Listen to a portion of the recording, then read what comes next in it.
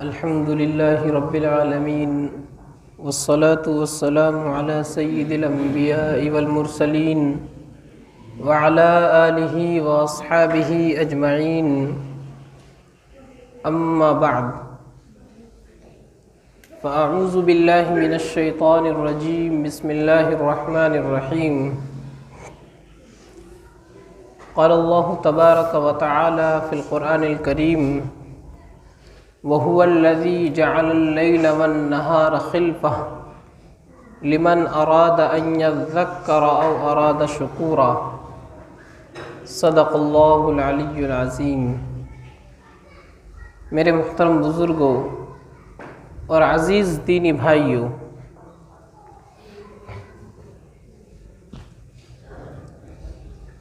سردی کا موسم شروع ہونے والا ہے۔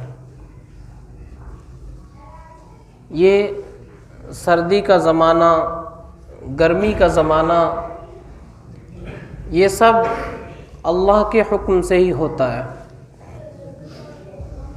ہم اور آپ جانتے ہیں کہ اللہ کے حکم کے بغیر ایک پتا بھی نہیں ہل سکتا،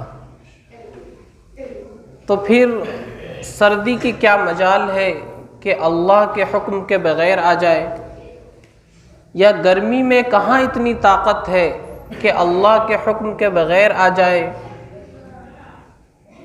تو یہ موسموں کا بدلنا، دن رات کا آنا جانا، سردی اور گرمی کا آنا، چاند سورج کا نکلنا، غروب ہو جانا، ستاروں کا جگمگانا، ہواؤں کا چلنا، یہ ساری کی ساری چیزیں اللہ کے حکم کی محتاج ہیں۔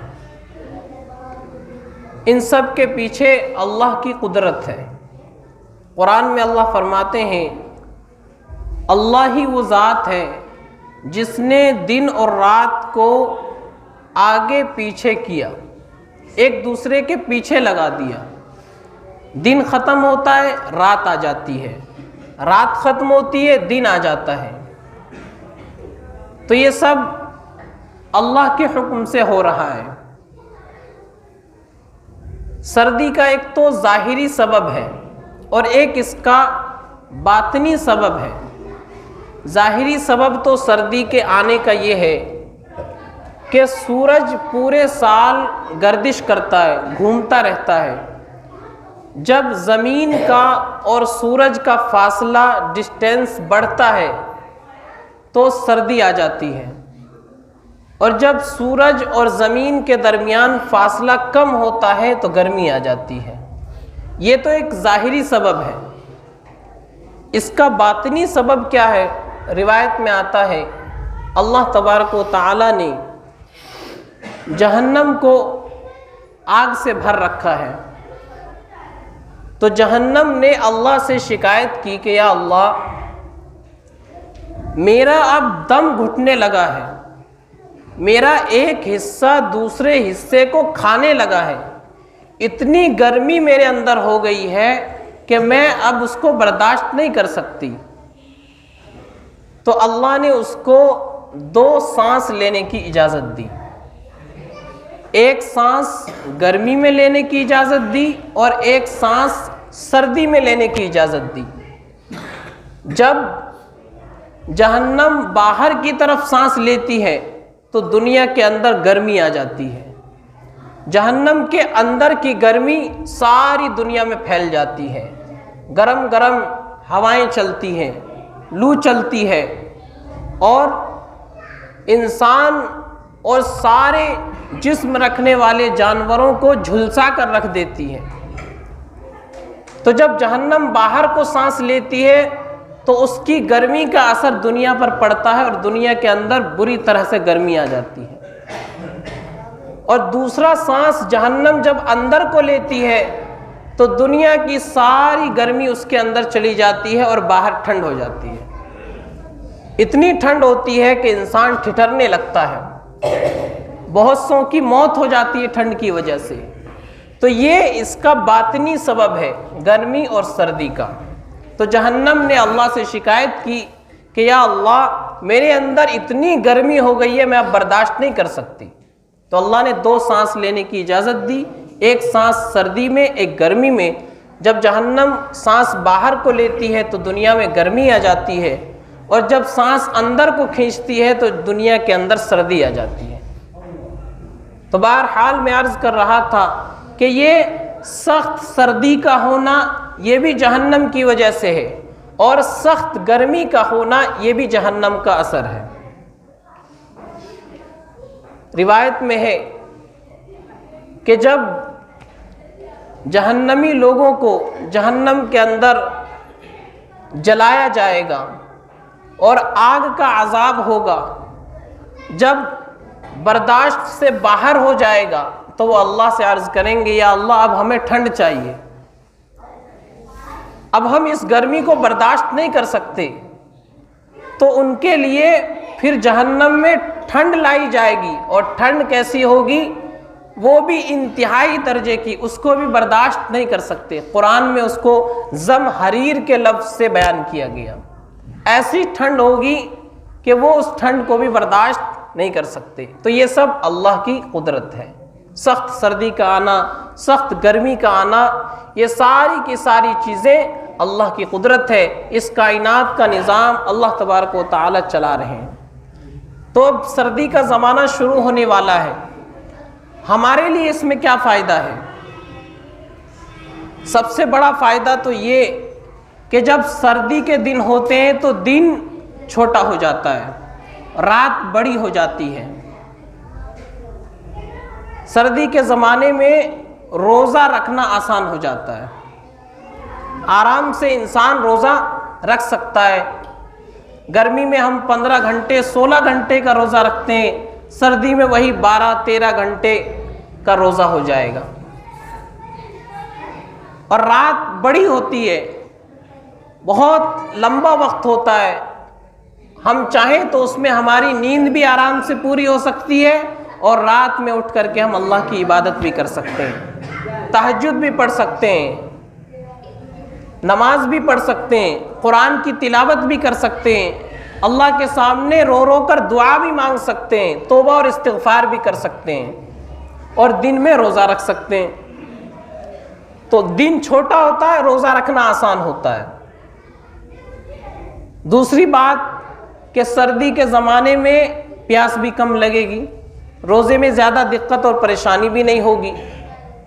تو ہمارے لیے اس موسم میں یہ فائدہ ہے کہ ہم دن میں روزہ رکھ سکتے ہیں، رات میں اپنی نیند بھی پوری کر سکتے ہیں، اور اللہ کی عبادت بھی کر سکتے ہیں، قرآن کی تلاوت بھی ہوگی، تہجد بھی ہوگی، دعا اور ذکر بھی ہوگا۔ سردی کے زمانے میں جب ہم رات کو اٹھ کر کے نماز پڑھیں گے تو ظاہر سی بات ہے سردی میں گرم گرم بستر سے نکلنا بڑا مشکل کام ہے، کمبل سے باہر نکلنا ایک مجاہدہ ہے۔ اس مجاہدے پر بھی اللہ کی طرف سے ہمیں اجر ملے گا کہ ہم نرم نرم بستروں سے نکلیں گے۔ سردی کے زمانے میں گرم پانی موجود نہیں ہے، ٹھنڈے پانی سے وضو کریں گے تو اس پر بھی اللہ کی طرف سے زیادہ اجر ملے گا۔ اور روزے کے بارے میں ہم سب جانتے ہیں، اللہ تبارک و تعالی کا ارشاد ہے الصوم لی وانا اجزی بہ، روزہ میرے لیے ہے اور میں ہی اس کا بدلہ دوں گا۔ تمام اعمال کا بدلہ اللہ تبارک و تعالی فرشتوں کے ذریعے سے دلوائیں گے، اور روزے کے بارے میں آتا ہے کہ روزے کا بدلہ اللہ تبارک و تعالی خود عطا فرمائیں گے۔ اور ایک روایت میں فرمایا کہ روزہ ڈھال ہے جہنم سے بچنے کے لیے۔ ایک اور روایت میں فرمایا کہ جنت میں اللہ نے 8 دروازے بنائے ہیں، ایک خاص دروازہ ہے جس کو باب الریان کہا جاتا ہے، اس دروازے سے صرف روزے دار جنت میں داخل ہوں گے۔ اور ایک دوسری روایت میں ہے کہ روزے دار جب دن بھر بھوکا رہتا ہے، کچھ کھاتا نہیں ہے، پیٹ خالی ہونے کی وجہ سے جو ایک اسمیل پیدا ہو جاتی ہے، ایک طرح کی بو آنے لگتی ہے، فرمایا کہ اللہ تبارک و تعالیٰ کو اس کے منہ کی یہ بو اور یہ اسمیل مشک اور عنبر جیسی خوشبوؤں سے زیادہ پسندیدہ ہے۔ تو یہ سب روزے کی فضیلت ہے۔ سردی میں ہمارے لیے روزہ رکھنا آسان ہے۔ سردی کے زمانے میں ہمارے لیے صدقہ کرنے کا بھی بہترین موقع ہے۔ کتنے گھرانے ایسے ہیں اور کتنے ہمارے بھائی ایسے ہیں، کتنے انسان ایسے ہیں کہ سردی کے موسم میں ان کے پاس گرم کپڑا نہیں ہوتا ہے، ان کے پاس اوڑھنے کو کمبل نہیں ہے، رضائی نہیں ہے، ان کے بچوں کے پاس جوتے نہیں ہیں۔ معصوم بچے سردی کے زمانے میں بھی ننگے پیر گھومتے ہیں۔ تو ہمارے لیے کتنا بہترین موقع ہے کہ ہم ایسے لوگوں کو دیکھ کر کے، ایسے گھرانے کو نظر میں لا کر کے ان کے گھروں تک گرم کپڑے پہنچائے، ان کے لیے گرم کپڑوں کا انتظام کرے۔ تو سردی کے زمانے میں صدقے کا بھی ہمارے لیے بہترین موقع ہے۔ ہمارے لیے سردی کا موسم بہت سارے فائدے لے کر کے آتا ہے۔ بڑا فائدہ کہ ہم ان دنوں میں روزہ رکھ سکتے ہیں آسانی کے ساتھ، رات میں نیند بھی پوری ہوگی، تہجد بھی پڑھ سکتے ہیں، تلاوت بھی کر سکتے ہیں اور صدقہ بھی کر سکتے ہیں۔ ہمارے لیے بہترین موقع آتا ہے۔ تو ہم اور آپ ان کاموں کو کریں۔ اللہ کے نبی صلی اللہ علیہ وسلم کی یہ سب تعلیمات ہے۔ اللہ کے نبی علیہ الصلوۃ والسلام نے فرمایا الراحمون یرحمہم اللہ، کہ رحم کرنے والوں پر اللہ رحم فرماتے ہیں۔ ارحموا من فی الارض یرحمکم من فی السماء، کہ تم زمین والوں پر رحم کرو، آسمان والا تم پر رحم فرمائے گا۔ تو ہم اللہ کی مخلوق کے ساتھ رحم کا، کرم کا معاملہ کریں گے، شفقت کا معاملہ کریں گے، ہمارے اوپر اللہ کی طرف سے رحمت ہوگی، ہمارے اوپر اللہ کی طرف سے شفقت ہوگی، ہمارے ساتھ اللہ کا کرم کا معاملہ ہوگا، فضل کا معاملہ ہوگا۔ تو یہ سردی کا زمانہ آ رہا ہے، ہمیں اور آپ کو اس زمانے سے بھرپور فائدہ اٹھانا چاہیے، اس کے دنوں سے بھرپور فائدہ اٹھانا چاہیے روزہ رکھ کر، اس کی راتوں سے فائدہ اٹھانا چاہیے تہجد پڑھ کر، تلاوت کر کے، اور اس زمانے سے فائدہ اٹھانا چاہیے صدقہ کر کے، لوگوں کے لیے گرم کپڑے کا انتظام کر کے، لوگوں کے لیے سویٹر کا، جیکٹ کا، ان کے بچوں کے لیے جوتے کا انتظام کر کے۔ تو کتنے بڑے ثواب کا کام ہوگا۔ تو یہ سردی کا زمانہ آ رہا ہے، ہمیں اور آپ کو اس زمانے میں ان چیزوں کا خیال رکھنا ہے۔ رات میں اٹھ کر کے اللہ کے سامنے رونا ہے، گڑ گڑانا ہے، دعا کرنی ہے، تہجد پڑھنی ہے، تلاوت کرنی ہے، یہ ساری چیزیں کرنے کی ہیں۔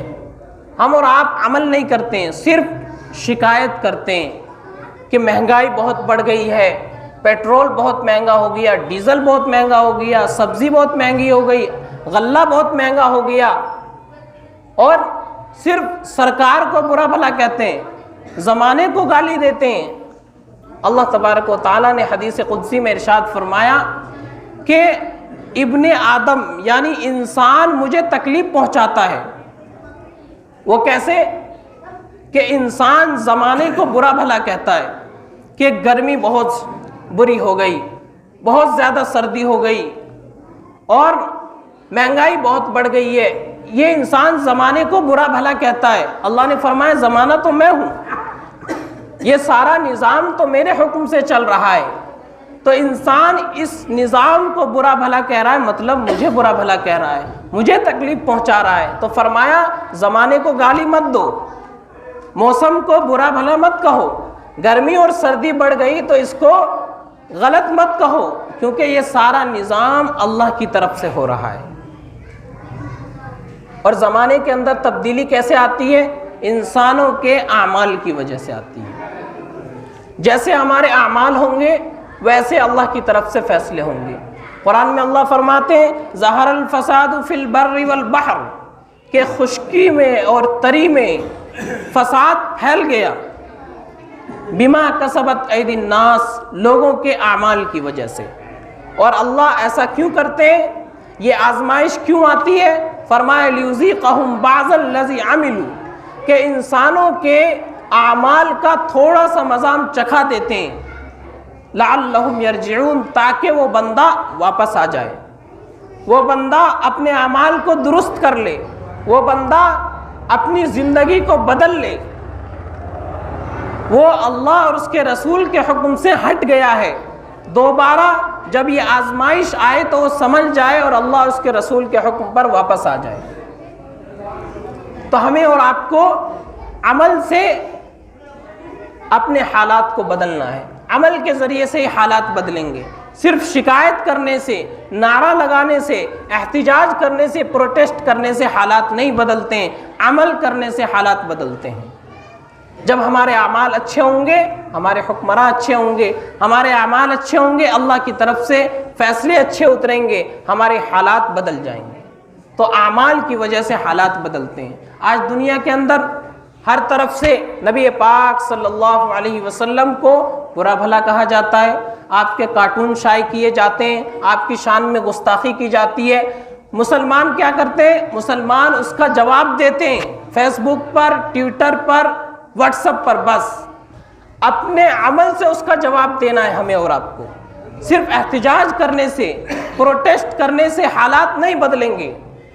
وہ نبی پاک صلی اللہ علیہ وسلم کی توہین کر کے حضور علیہ السلام کی شان میں گستاخی کرتا ہے، تو ہمارا عملی جواب آنا چاہیے کہ ہم نبی پاک صلی اللہ علیہ وسلم کی سنتوں پر عمل کر کے ان کو بتا دیں کہ تمہارے نبی پاک صلی اللہ علیہ وسلم کی شان میں گستاخی کرنے سے حضور کی شان میں کوئی فرق نہیں پڑتا۔ آج بھی حضور کے دیوانے حضور کی سنت پر عمل کرنے والے موجود ہیں۔ تو صرف فیس بک پر، سوشل میڈیا پر لکھنے سے کچھ نہیں ہوگا، عملی زندگی میں ہمیں نبی پاک صلی اللہ علیہ وسلم سے محبت کا ثبوت دینا پڑے گا۔ ایک غیر مسلم، حضور کا دشمن، نبی پاک صلی اللہ علیہ وسلم کی سنت کی، داڑھی مبارک کی توہین کرتا ہے۔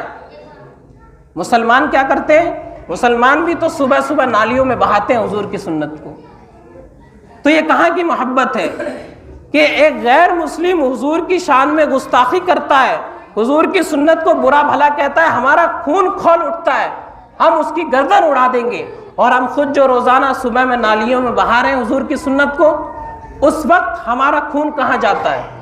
اس وقت ہماری غیرت کہاں جاتی ہے؟ اس وقت ہماری ایمانی حرارت کہاں سرد پڑ جاتی ہے؟ تو میرے عزیزوں، دوسروں کو برا بھلا کہنے سے اور نبی پاک صلی اللہ علیہ وسلم کے دشمنوں کو گالیاں دینے سے بہتر ہے کہ ہم اپنے اندر حضور کی سنت کو زندہ کر لیں۔ جب ہمارے اندر حضور کی زندگی موجود ہوگی، دنیا والے سمجھ جائیں گے کہ حضور کی شان میں گستاخی کرنے سے کوئی فرق پڑنے والا نہیں ہے۔ حضور کے دیوانے کل بھی تھے اور آج بھی موجود ہیں۔ تو ہمیں اور آپ کو اپنے عمل سے ثبوت دینا ہے کہ ہم حضور کے عاشق ہیں، ہم نبی پاک صلی اللہ علیہ وسلم کے ماننے والے ہیں۔ دنیا والے تبلیغی جماعت کو برا بھلا کہتے ہیں، الزام لگاتے ہیں، اس پر پابندی عائد کرنا چاہتے ہیں۔ ہمیں اور آپ کو چاہیے کہ ہم تبلیغی جماعت میں جا کر کے ان کو بتا دیں اور عملی طور پر ان کو جواب دے دیں کہ تبلیغی جماعت کوئی غلط چیز نہیں ہے جس پر پابندی لگائی جائے، بلکہ یہ تو خیر کی چیز ہے۔ اس کے ذریعے سے دنیا کے اندر جو انقلاب آیا ہے وہ ساری دنیا جانتی ہے۔ ایک شرابی، جواری، کبابی آدمی جو کبھی اللہ کا نام نہیں لیتا تھا، کبھی مسجد نہیں آتا تھا، تبلیغی جماعت کی برکت سے آج وہ تہجد گزار بن گیا ہے۔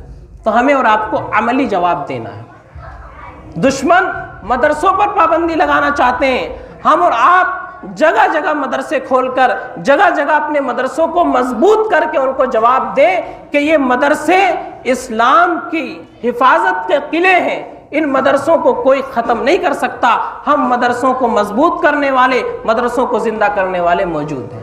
تو صرف زبان سے جواب دینا کافی نہیں ہے، ہمیں عملی جواب دینا پڑے گا۔ دشمن مسجدوں کو برباد کرنا چاہتے ہیں، مسجدوں کو ویران کرنا چاہتے ہیں، ہمیں اور آپ کو اپنے عمل سے مسجدوں کو آباد کرنا ہوگا۔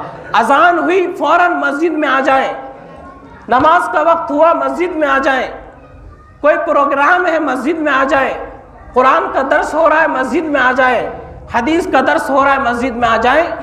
پھر کون ہے جو مسجدوں کو ویران کر دے گا؟ جب ہم اپنے عمل سے مسجدوں کو آباد کریں گے، دنیا میں کوئی ایسی طاقت پیدا نہیں ہوئی جو مسجدوں کو ویران کر دے۔ تو میرے عزیزوں، ہم اور آپ صرف زبانی دعویٰ کرتے ہیں ہم حضور کے عاشق ہیں، ہم حضور سے محبت کرنے والے ہیں، ہماری عملی زندگی میں حضور کی محبت موجود نہیں ہے۔ تو صرف زبانی دعویٰ کرنے سے کچھ نہیں ہوگا، ہمیں اور آپ کو اپنے عمل سے دکھانا ہوگا کہ ہم حضور کے ماننے والے ہیں، ہماری رگ رگ میں حضور کی محبت بسی ہوئی ہے، ہم حضور علیہ السلام کی ایک ایک سنت کو زندہ کرنے کے لیے سب کچھ قربان کر سکتے ہیں، ہم اپنا جان مال سب کچھ لٹا سکتے ہیں، لیکن نبی کی سنت کو مرتے ہوئے نہیں دیکھ سکتے، نبی کی سنت کو مٹتے ہوئے نہیں دیکھ سکتے۔ یہ ہمارے عمل سے ہونا چاہیے، صرف زبان سے کچھ نہیں ہوگا۔ اللہ تعالی ہم سب کو عمل سمجھ کی توفیق عطا فرمائے۔ جو باتیں اس وقت کہی گئی ہیں اللہ تعالی ان باتوں کے مطابق ہمیں عمل کرنے کی توفیق عطا فرمائے۔ وآخر دعوانا الحمدللہ رب العالمین۔